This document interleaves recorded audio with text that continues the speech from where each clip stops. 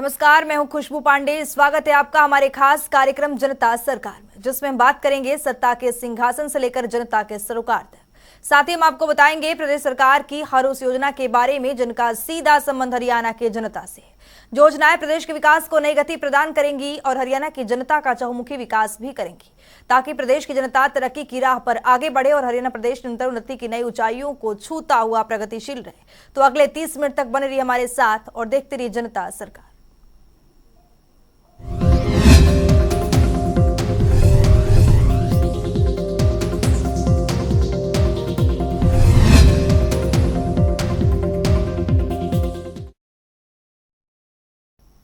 मुख्यमंत्री मनोहर लाल शनिवार को ऑडियो कॉन्फ्रेंसिंग के जरिए अंतर्राष्ट्रीय डॉक्टर्स डे के अवसर पर निरोगी हरियाणा योजना के लाभार्थियों से सीधा संवाद किया। इस दौरान मुख्यमंत्री मनोहर लाल ने बताया कि गरीब और जरूरतमंद नागरिकों को स्वास्थ्य सेवाएं प्रदान के संकल्प को पूरा करने के लिए शुरू की गई निरोगी हरियाणा योजना सकारात्मक परिणाम ला रही है। इसके साथ ही मुख्यमंत्री ने डॉक्टरों को सराहते हुए कहा कि उनको भगवान का रूप दिया जाना चाहिए। देखिए हमारी एक खास रिपोर्ट। हरियाणा के मुख्यमंत्री मनोहर लाल ने अंतर्राष्ट्रीय डॉक्टर्स डे के अवसर पर ऑडियो कॉन्फ्रेंसिंग के जरिए निरोगी हरियाणा योजना के लाभार्थियों से सीधा संवाद किया। इस दौरान मुख्यमंत्री मनोहर लाल ने बताया कि गरीब और जरूरतमंद नागरिकों को स्वास्थ्य सेवाएं प्रदान करने के संकल्प को पूरा करने के लिए शुरू की गई निरोगी हरियाणा योजना सकारात्मक परिणाम ला रही है। अब तक इस योजना के तहत 13,70,000 नागरिकों के स्वास्थ्य की जाँच की जा चुकी है।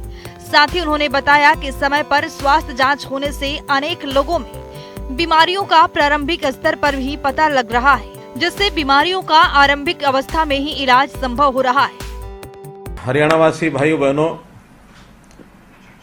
हमको एक जानकारी शायद होगी ही कि आज 1 जुलाई अंतर्राष्ट्रीय डॉक्टर्स डे है और आज के इस दिन मैं अपने एक ऐसे वर्ग से बात कर रहा हूं जिनका सीधा संबंध पिछले कुछ महीनों में डॉक्टर्स के साथ ही आया है और डॉक्टर्स की सेवा उनके लिए एक बहुत ही, जिसको कहना चाहिए, उपयोगी सिद्ध हुई है।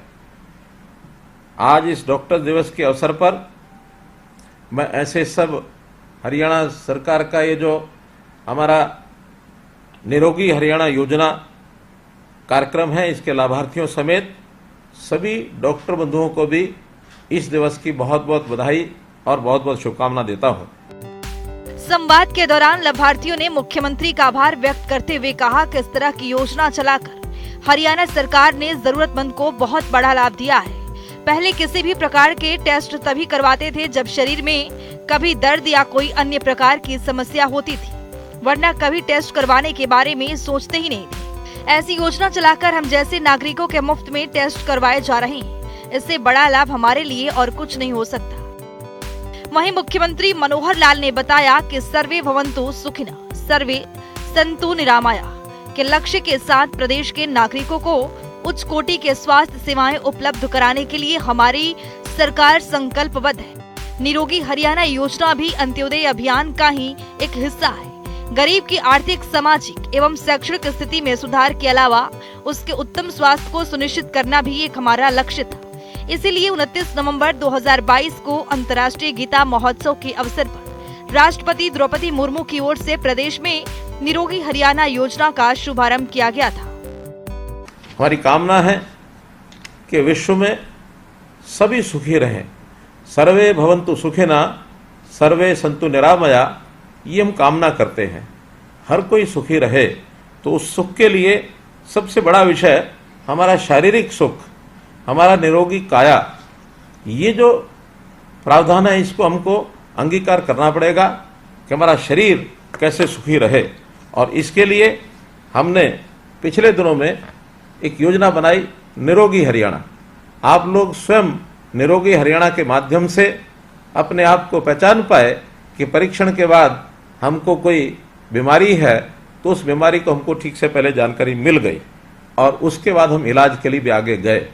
वैसे तो हरियाणा के सभी नागरिकों को हमको ये सेवा उपलब्ध करानी है, लेकिन पहले चरण में हमने अंत्योदय की भावना को ध्यान में रखते हुए जो गरीब व्यक्ति हैं ऐसे गरीब व्यक्तियों को ही इससे शुरुआत की गई है कि उनका शारीरिक टेस्ट पहले किया जाए, और इसके लिए हमने 1,21,00,000 नागरिकों का टारगेट ये हमने सामने पहले रखा है। तो इस टारगेट को पूरा करने के लिए जो हमारी निरोगी हरियाणा योजना है, ये योजना हमारे देश की राष्ट्रपति श्रीमती द्रौपदी मुर्मू, उन्होंने 29 नवंबर 2022 को अंतर्राष्ट्रीय गीता जयंती के अवसर पर और इसको शुभारंभ किया है। इसके साथ ही मुख्यमंत्री ने कहा कि निरोगी हरियाणा योजना का उद्देश्य प्रदेश की संपूर्ण जनसंख्या के 2 साल में कम से कम एक बार संपूर्ण स्वास्थ्य जांच कराना है। इसके प्रथम चरण में 1,80,000 रुपए तक वार्षिक आय वाले 30,60,000 अंत्योदय परिवारों के स्वास्थ्य की जांच की जा रही है। इन परिवारों में कुल 1,21,54,000 सदस्य हैं। इन सबके स्वास्थ्य की जांच के लिए अभियान चलाया जा रहा है। इस योजना के अंतर्गत जो मैंने बताया कि हम वैसे तो संपूर्ण जनता को, हरियाणा की जनता को 2 साल में एक बार उसका टेस्टिंग ये कराना चाह रहे हैं।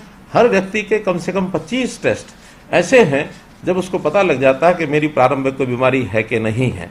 तो इसको करने के लिए पहले चरण में हमने अंत्योदय के नाते से 1,80,000 रुपये वार्षिक आय ये जो लोग हैं इनको टारगेट रखा है, जो लगभग 30 लाख ऐसे परिवार हैं। और इन 30 परिवारों में जैसा मैंने बताया कि 1,21,00,000 लोग ऐसे हैं जिसका हमने ये टेस्टिंग करनी है। अभी तक 13,70,000 ऐसे गरीब व्यक्तियों की स्वास्थ्य की ये जांच हो चुकी है। मुख्यमंत्री मनोहर लाल ने कहा कि योजना के तहत की जा रही स्वास्थ्य जांच के दौरान अब तक 2,13,000 लोग किसी न किसी बीमारी से ग्रस्त पाए गए हैं। इनमें से लगभग 55,000 लोग एनीमिया से ग्रस्त पाए गए हैं। इनमें महिलाओं की संख्या ज्यादा है। इसीलिए बहन बेटियों से अनुरोध करता हूं कि अपने स्वास्थ्य की जांच समय समय पर करवाती रहें और डॉक्टर की ओर से दी गई आयरन की गोली और अन्य दवाई समय पर लें। इसी तरह ब्लड प्रेशर के भी काफी मरीज मिल रहे हैं। जांच में लगभग 35,000 से ज्यादा लोग ब्लड प्रेशर से पीड़ित पाए गए हैं। इसके अलावा 24,800 लोग शुगर के मरीज मिले। 3,000 बच्चों में कुपोषण के लक्षण पाए गए हैं। टीबी के 1,257 और कैंसर तक के मरीज जांच में मिले। 23,500 लोगों को अस्पताल में इलाज के लिए रेफर भी किया गया और अधिकतर का इलाज हो गया है या चल रहा है। इससे पता चला है कि स्वास्थ्य की जांच करवाना कितना जरूरी है। जैसा मैंने बताया कि अभी तक 1,92,000 लोग जिनका टेस्ट हुआ है 15 लाख में से 1,92,000, बल्कि आज का आंकड़ा मेरे पास है, पिछले जो 7 दिन पहले आंकड़ा था वो 1,92 था, आज का डाटा है 2,13,000 लोग ऐसे हैं जिनकी कोई ना कोई लक्षण बीमारी के हमको मिले हैं। और उसमें भी अनीमिया जो एक खास करके बहुत ऐसी बीमारी है, महिलाओं में ज़्यादा पाई जाती है, तो उसके अंदर भी 55,000 ऐसे केसेस आए हैं जिसमें अनीमिया की कमी है। तो मैं अपनी बहनों से, माताओं से, जो बेटियां हैं, बहन बेटियों से भी आग्रह करूंगा कि वो जाकर के समय समय अपनी स्वास्थ्य की जांच जरूर कराएं, क्योंकि अनीमिया कम होने से अपना शरीर भी खराब रहता है, अपना शरीर भी ठीक से स्वस्थ नहीं हो पाता।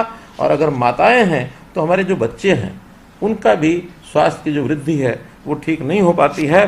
तो इसके लिए आग्रह है स्वास्थ्य की जांच भी कराएं और जो डॉक्टर द्वारा दी गई आयरन की गोलियां हैं वो जरूर खाएं और समय समय पर अन्य दवाई का भी उपयोग है वो सब हम करें।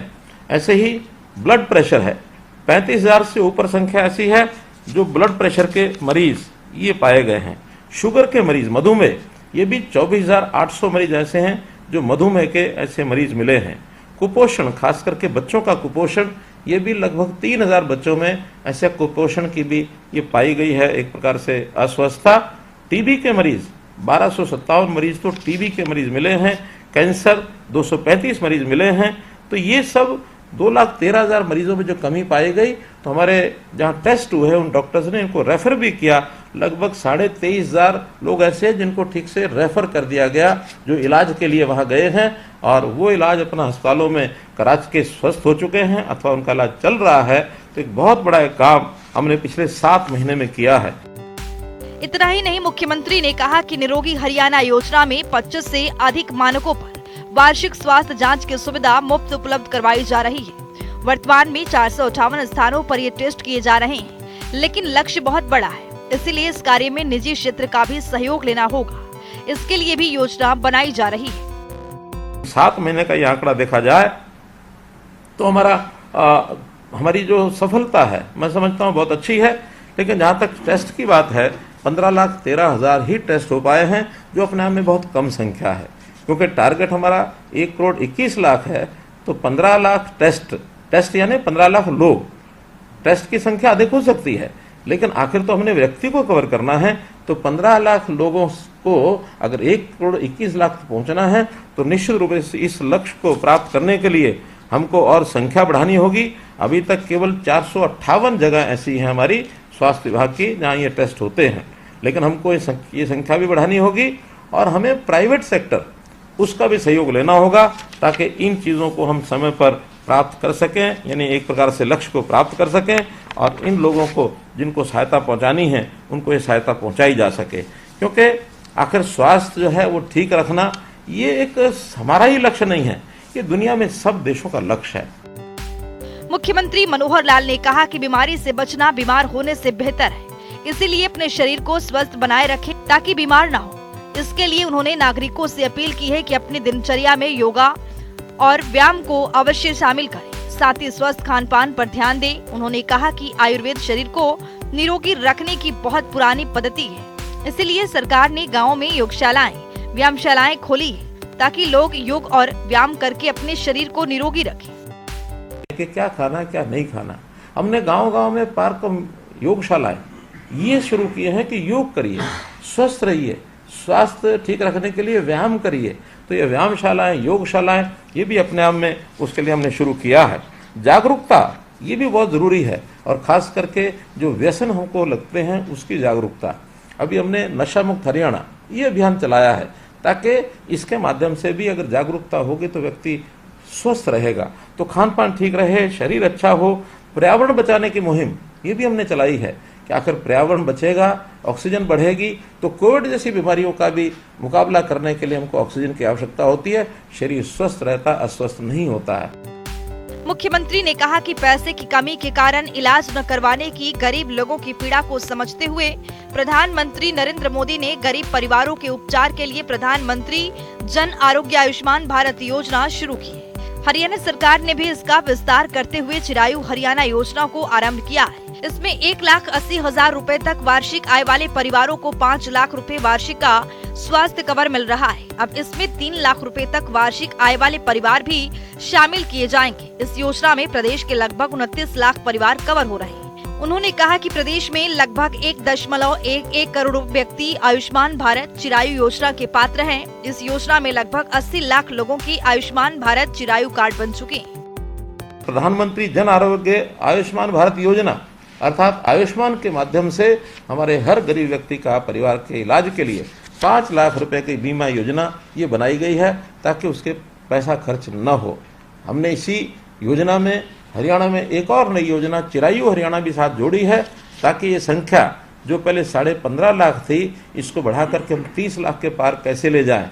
और केवल यहीं तक नहीं, 1,80,000 रुपये तक की योजना थी, हम तो उससे आगे भी सोच रहे हैं कि इसको 3 लाख रुपए वार्षिक आय के हिसाब से भी कुछ योजना नई बना करके इसको बढ़ाया जाए। अर्थात लोगों का जो स्वास्थ्य है ये हमारे लिए बहुत महत्वपूर्ण विषय है। अगर स्वास्थ्य है, शरीर स्वस्थ है, तो हमारे पास सब कुछ है।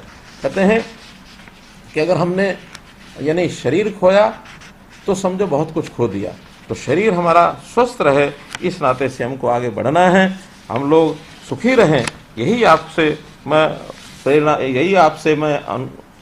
निवेदन करते हुए आपको अंतिम अपील यही करूंगा कि हम लोग स्वस्थ जो हो गए हैं हमें से, वो अपने आप तो स्वस्थ रहेंगे, अच्छी बात है, स्वस्थ हुए, प्रभु की कृपा उनके ऊपर हुई। लेकिन जो स्वस्थ हो गए, परिवार के बाकी सदस्य या जो जान पहचाने वाले लोग हैं, हमारे रिश्तेदार हैं, हमारे पड़ोसी हैं, उनको निरोगी हरियाणा में अस्पतालों में ले जाकर, डिस्पेंसरी में ले जा करके उनके भी टेस्ट कराएं, ताकि उनको भी किसी प्रकार की अगर प्रारंभिक बीमारी के लक्षण मिलते हैं तो उसको ठीक करने के लिए वो भी आगे लोग आएं। इस अवसर पर स्वास्थ्य एवं परिवार कल्याण विभाग के अतिरिक्त मुख्य सचिव डॉक्टर जी अनुपमा, मुख्यमंत्री के अतिरिक्त प्रधान सचिव और सूचना लोक संपर्क, भाषा एवं संस्कृति विभाग के महानिदेशक डॉक्टर अमित अग्रवाल सहित स्वास्थ्य विभाग के अन्य अधिकारी उपस्थित रहे। जनता टीवी के लिए चंडीगढ़ से पवन सिवर की रिपोर्ट। तो वहीं आज देश भर में नेशनल डॉक्टर्स डे मनाया गया, जिसको लेकर हरियाणा के मुख्यमंत्री मनोहर लाल ने ट्वीट कर प्रत्येक चिकित्सक और स्वास्थ्य कर्मी को शुभकामनाएं दी है। तो देखते हैं ट्वीट में सीएम ने क्या कुछ लिखा है। मुख्यमंत्री ने अपने ट्वीट में लिखा है, जीवन मृत्यु इंसान के नहीं बल्कि भगवान के हाथ में ही होती है, लेकिन धरती पर मरीजों के लिए डॉक्टर्स भी भगवान का रूप है। आज नेशनल डॉक्टर्स डे पर प्रत्येक चिकित्सक और स्वास्थ्य कर्मी को ढेर सारी शुभकामनाएं। आप यूं ही समर्पण भाव से अपने कार्य के प्रति निष्ठावान और ईमानदार रहें और जन सेवा में अपना महत्वपूर्ण योगदान देते रहें।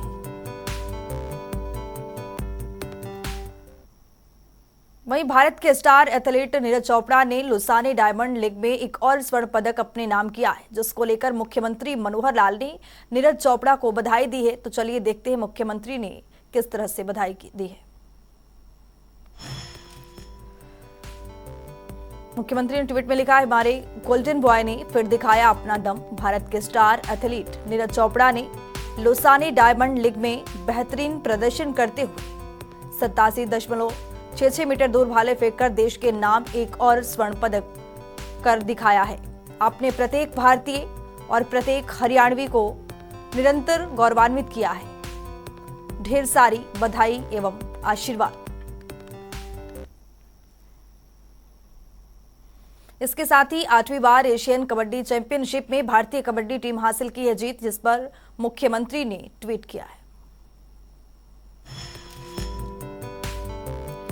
बिना एक भी मैच हारे 8वीं बार एशियन कबड्डी चैंपियनशिप जीतने पर भारतीय कबड्डी टीम को हार्दिक बधाई। कोरिया में हुई एशियन कबड्डी चैंपियनशिप 2023 में तिरंगा फहराने वाली टीम के हर सदस्य ने अपने शानदार प्रदर्शन से हम सभी को गौरवान्वित किया है। आप सभी यूं ही उत्कृष्ट खेल का प्रदर्शन करते रहें, ऐसी मेरी कामना है।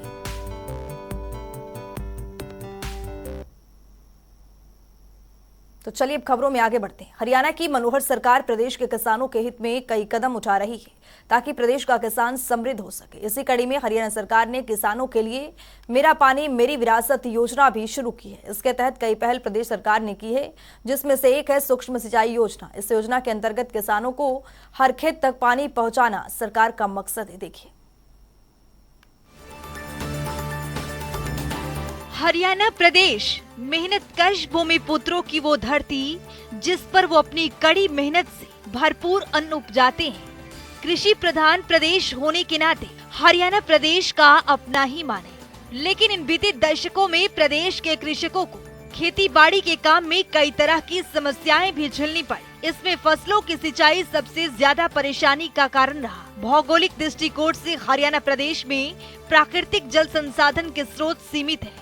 प्रदेश के किसानों को लंबे समय तक सिंचाई के लिए भूजल स्तर में सुधार लाना और कृषि के उपयोग में लाई जाने वाली पर्याप्त जलापूर्ति करना सरकार के लिए अपने आप में एक बड़ी चुनौती थी। लेकिन जो बीड़ा मनोहर सरकार ने उठाया उसे पूरा किया जाना भी बेहद जरूरी था। लिहाजा सरकार ने इन वर्षों में कुछ ऐसे बड़े एक्सपेरिमेंट्स किए जो अब तक देश में किसी भी राज्य में नहीं आजमाए गए थे। हरियाणा सरकार ने मेरा पानी मेरी विरासत योजना के तहत सूक्ष्म सिंचाई परियोजना को धरातल पर उतारा ताकि प्रदेश के किसानों को किसी तरह की कोई दिक्कत न आए। खेती बाड़ी में नहरी या ट्यूबवेल के जरिए परंपरागत फ्लड इरिगेशन सिस्टम की तुलना में सूक्ष्म सिंचाई परियोजना किसानों के लिए वरदान साबित हो रही है। दरअसल फ्लड इरिगेशन सिस्टम से जहां एक और भूजल का अत्यधिक दोहन होता है, वहीं पानी की खपत भी अधिक रहती है। भविष्य में जल संसाधनों की आवश्यकता को देखते हुए सूक्ष्म सिंचाई परियोजना हरियाणा सरकार की दूरदर्शी सोच और सिंचाई प्रबंधन की एक बेहतरीन विधि साबित हो रही है। तो चलिए ग्राफिक्स के जरिए समझते हैं। सूक्ष्म सिंचाई प्रणाली में कम पानी से अधिक क्षेत्र की सिंचाई की जाती है। इस प्रणाली में पानी को पाइपलाइन के जरिए जल स्रोत से खेत तक पानी पहुंचाया जाता है। सूक्ष्म सिंचाई प्रणाली अपनाकर 30 से 40% तक पानी की बचत होती है।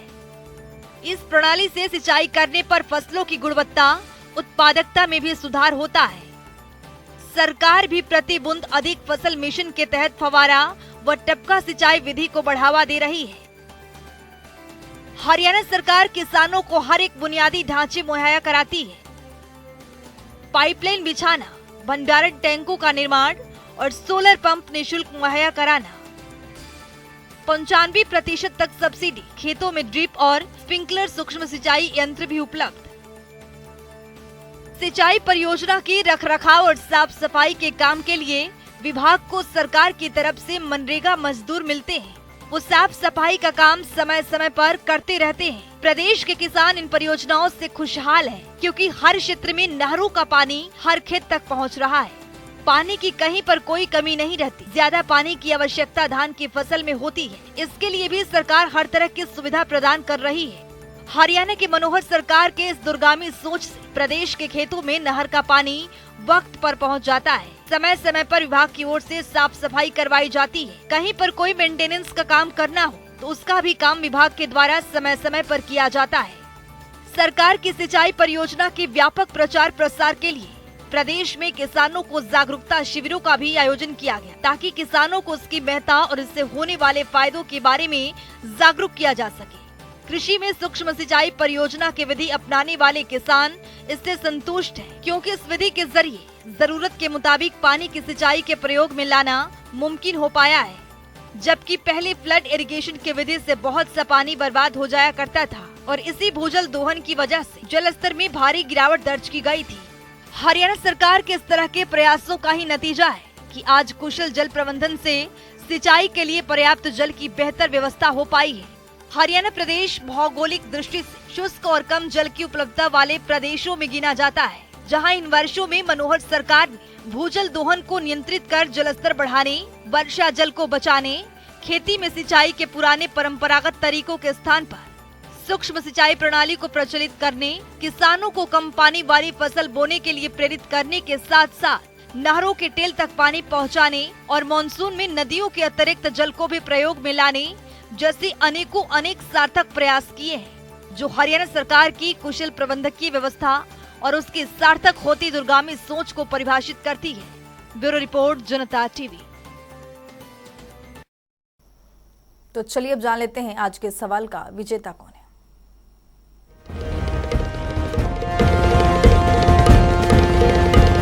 तो बात अब आज के विजेता की। जैसा कि आप जानते हैं, हर रोज एक नया सवाल पूछते हैं, सही जवाब देने वाले के नाम और तस्वीर अपने टेलीविजन स्क्रीन पर दिखाते हैं, साथ ही उसको उपहार भी देते हैं।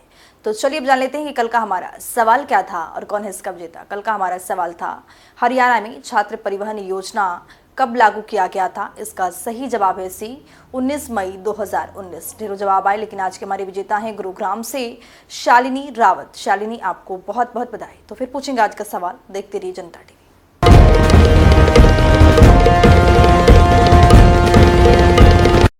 तो वक्त हो गया है आज की मुलाकात का। आज की मुलाकात में हम हर दिन नए शख्सियत से आपको रूबरू कराते हैं, उनकी कार्यप्रणाली पर बारीकी से नजर डालते हैं, जानते हुए तमाम योजनाएं जो बनी है हरियाणा की जनता के लिए। तो ऐसे ही शख्स से जनता टीवी ने खास बातचीत की है।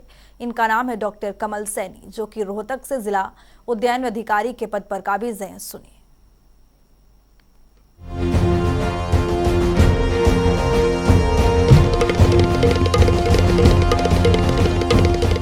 बागवानी विभाग की तरफ से क्षेत्र विस्तार के अंतर्गत केले की खेती के विषय में किसान भाइयों, बागवानी विभाग में एक बहुत अच्छी स्कीम है सेंट्रल गवर्नमेंट की MIDH। उसमें एक क्षेत्र विस्तार मद है हमारा, वो बहुत ही अच्छा मद है, जिसमें सभी प्रकार के क्षेत्र विस्तार एरिया एक्सपेंशन की मद आते हैं, जिसमें बाग, हर प्रकार के बाग लगभग। उसी में है केला। केला किसान भाइयों, आमतौर पर वैसे हमें पता है ये हमारा दक्षिण भारत की एक मुख्य फसल है, वहीं पे होती है इसकी खेती। लेकिन अब ये खेती हमारे इधर उत्तर भारत में, जैसे हरियाणा के अंदर भी किसान इसकी काश्त करना शुरू कर दिया है। और जैसे रोहतक की बात करूँ मैं, रोहतक में साथ लगता जैसे सोनीपत जिला है, यहाँ पे किसान इसकी खेती करना शुरू कर दिया। बहुत अच्छा केले से किसान इनकम ले रहे हैं प्रति वर्ष, क्योंकि केला वैसे तो कंटिन्यू चलता रहता है, लेकिन यदि पैदावार की बात करें, पौधे के जीवन की बात करें, तो 1 साल का होता है केले का पौधा। 1 साल में एक पौधे में फल देना होता है, उसके बाद उस पौधे को उखाड़ देते हैं, कटाव कर जाता है जो शक्कर से चलता है, उसके बाद फिर वो फल देता है। ये अमूमन जैसे प्रति एकड़ में पौधों की बात करूं तो 7 बाई 7 फीट पे ये एक आइडियल स्पेसिंग होती है पौधारोपण की। पौधा आमतौर पर जैसे अप्रैल मई या अगस्त से नवंबर किसी भी समय जैसे इसकी रोपाई की जा सकती है। प्रति जो पेड़ है 25 से 40 किलो तक पैदावार देता है किसान को। और अमूमन केले के यदि हम भाव करें, दोनों तरीके से केला बाजार में बिकता है, कच्चे रूप में भी और इसको किसान पका के भी केले को मार्केट में बेच सकता है।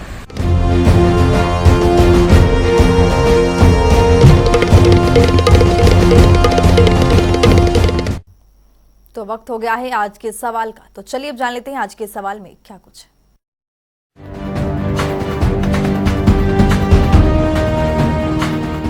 हर रोज की तरह हाजिर हूं आज का सवाल लेकर। जैसा कि आप जानते हैं हर रोज एक नया सवाल पूछते हैं, सही जवाब देने वाले के नाम और तस्वीर अपने टेलीविजन स्क्रीन पर दिखाते हैं, साथ ही उसको उपहार भी देते हैं। तो चलिए अब नजर डालते हैं आज के सवाल पर। एक परिवार एक नौकरी योजना को कब लागू किया गया? ए साल 2010, बी साल 2019, सी साल 2021, डी साल 2023। तो दीजिए सही जवाब और बनिए विजेता।